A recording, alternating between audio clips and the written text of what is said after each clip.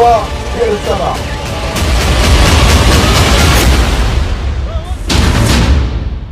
Double धमाका, double हमला, Hamas का खुफिया युद्ध।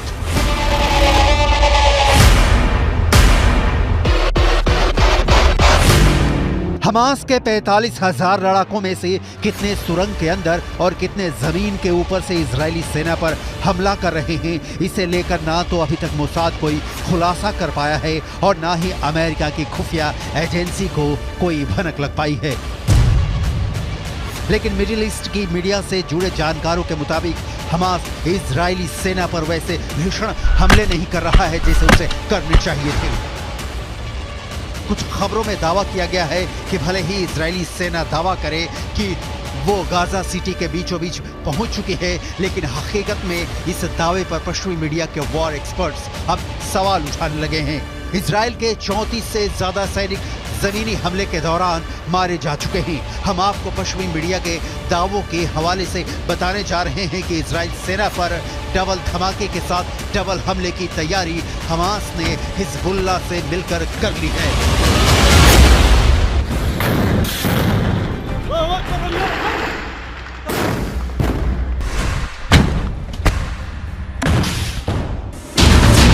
इजराइल की वर्दी में हमास के लड़ाके। लगता है इस बार इजरायली सेना, इजरायली खुफिया एजेंसी मोसाद और बिना शेत हमास की ताकत और वॉर प्लान को समझने में बुरी तरह से फेल हुए हैं।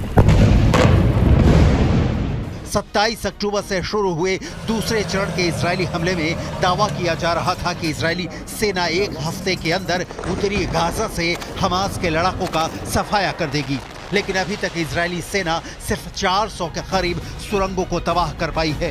इधर हमास ने फिर दावा किया है कि उसके लड़ाके इजरायली सेना को उत्तरी गाजा में हरा देंगे। आखिर हमास इतने बड़े दावे कैसे कर रहा है? कुछ खबरों में यहाँ तक दावा किया गया है कि हमास के लड़ाके इजरायली सेना की वर्दी पहनकर हमले कर रहे हैं।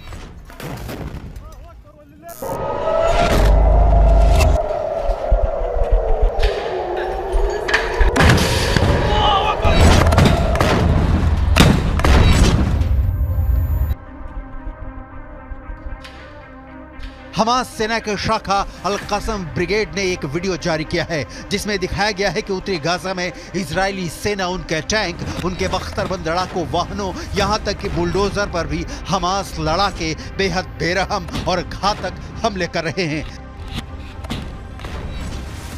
जरा आप हमास की तरफ से जारी किए गए इस 2 मिनट 44 सेकंड के वीडियो की एक एक तस्वीर को देखिए, जिसमें 50% तक तबाह हो चुके गाजा में हमास के लड़ाके चारों तरफ से हमले कर रहे हैं।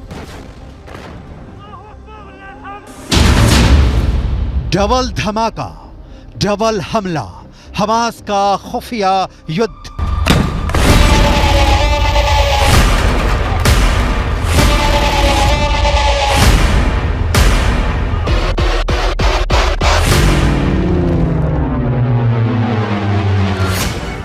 हमास की अल कसम ब्रिगेड के लड़ाके आरपीजी, थर्मोबैरिक ग्रेनेड, रॉकेट से इजरायली सेना पर बेहद पास से हमले कर रहे हैं।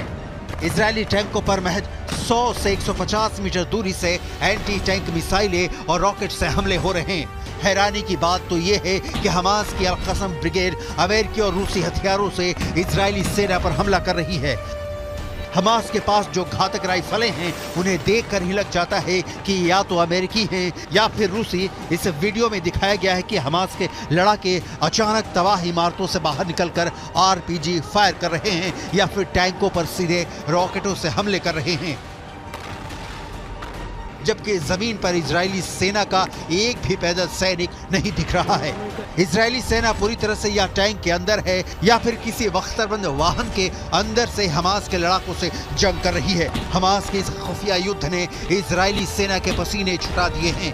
खुद इजरायल के रक्षा मंत्री तक मानने को मजबूर हैं कि उन्हें बेहद क्रूर और शातिर लड़ाकों से जंग करनी पड़ रही है।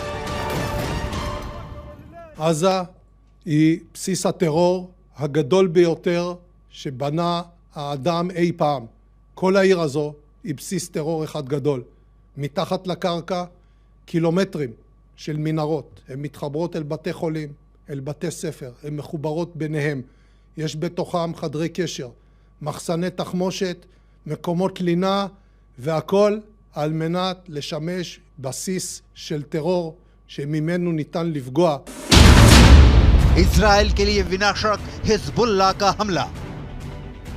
लेकिन वहीं दूसरी तरफ हिजबुल्लाह के चीफ हसन नसरल्लाह ने दावा किया है कि इजरायली सेना के लिए गाजा युद्ध विनाशकारी साबित होने जा रहा है। हिजबुल्लाह के 60,000 से ज्यादा लड़ाके हमास के 40,000 लड़ाकों के साथ इजरायली सेना पर दूसरे राउंड का विनाशकारी हमला करने जा रहे हैं। पश्चिमी मीडिया ने भी माना है कि हिजबुल्लाह की रॉकेट और मिसाइल ताकत इजराइल के लिए विनाशकारी साबित होगी। हालांकि इजरायली सेना पूरे जोश के साथ दावा कर रही है कि उसने उत्तरी गाजा में 10 घंटे की भीषण जंग में पिछले 24 घंटे के अंदर हमास के बहुत बड़े गढ़ पर कब्जा कर लिया है। इजराइल की आईडीएफ ने दावा किया है कि महज 10 घंटे की लड़ाई के बाद हमास का प्रमुख गढ़ पर कब्जा कर लिया गया है। इजरायली सेना का कहना है कि 10 घंटे की भीषण जंग में हमास के दर्जनों लड़ाके मारे गए हैं। आईडीएफ की मुख्य पैदल सेना इकाइयों में से एक नाहल ब्रिगेड के सैनिकों ने उत्तरी गाजा के पश्चिम में जबालिया पर भीषण हमला किया है। जबालिया में आउटपोस्ट 17 पर आईडीएफ ने हमास लड़ाकों को मारकर कब्जा कर लिया है। आईडीएफ ने खुलासा किया है कि हमास के लड़ाके जमीन के ऊपर और भूमिगत मार्ग से हमले कर रहे हैं। आईएसए और आईडीएफ की खुफिया जानकारी के आधार पर एक आईडीएफ फाइटर जेट ने सेंट्रल कैंप ब्रिगेड में हमास के एंटी टैंक मिसाइल यूनिट के प्रमुख इब्राहिम अबू मगसीब को मार डाला है। आईडीएफ के मुताबिक अबू मगसीब के मारे जाने से पहले इजरायली सेना और आईडीएफ सैनिकों पर कई एंटी टैंक मिसाइल से हमले करने जा रहा था। इससे पहले हमास के एंटी टैंक मिसाइल के कमांडर मोहम्मद असर को आईडीएफ ने मार डाला था। Fighting.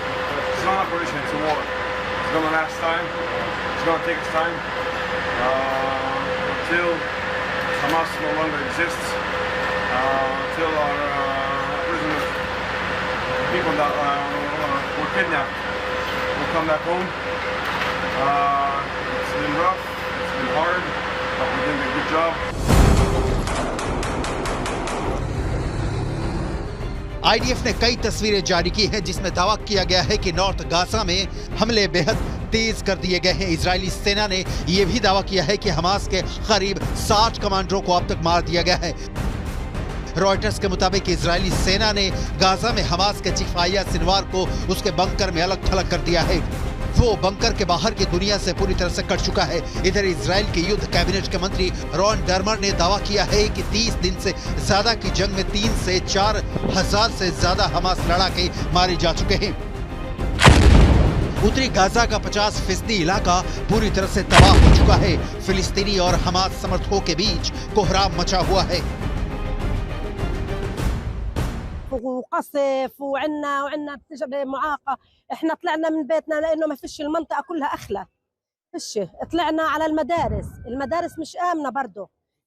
يعني لا في عنا اكل ولا في عنا ولا يعني موت مية ما فيش نشرب. مية ما فيش يشرب اولادنا. بعدين ضربوا المخابز ضربوا 30 दिन की जंग के बाद पता चला कि उत्तरी गाजा से 70% फिलिस्तीनी और हमास समर्थक भाग चुके हैं। उत्तरी गाजा से दक्षिण गाजा के बीच 14 किलोमीटर का फासला है। दक्षिणी गाजा में लगभग उत्तरी गाजा से 7 से 8 लाख लोग पहुंच चुके हैं, जबकि उत्तरी गाजा में फंसे 1.5 से 2 लाख लोगों को हमास के लड़ाकों ने मानव ढाल बना रखा है। हथियारों के साथ हमास के लड़ाकों की लड़ने की क्षमता साफ दिखा रही है कि जंग अभी खत्म नहीं होगी, बल्कि अभी जंग में बहुत से खिलाड़ी खून की होली खेलने का प्लान बना रहे हैं। अब देखना होगा हमास और हिजबुल्लाह जब दो तरफ से डबल अटैक इजराइल पर करेंगे, तब कैसे इजरायली सेना हमास और हिजबुल्लाह का सामना करेगी।